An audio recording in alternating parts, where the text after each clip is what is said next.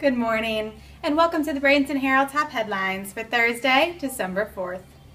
Our top story today, Bradenton officials are looking skyward for expansion, thinking of building on top of already existing facilities to expand business spaces. Due to the somewhat new concept of air rights, the city could sell airspace so companies could build a space over the City Hall parking lot, for example. Check out the story for details. In other top news, Manatee County teachers are performing better than the state average, according to figures released by the Florida Department of Education.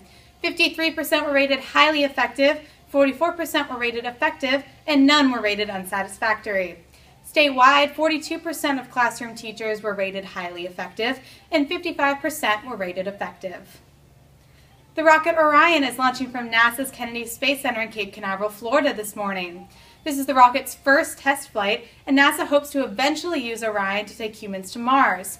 Herald photographer Paul Videla is at the launch live tweeting and taking photos. You can follow him on Twitter at Videla Photo and check in with the Herald Online for updates. I'm Kate Irby for the Bradenton Herald and Bradenton.com.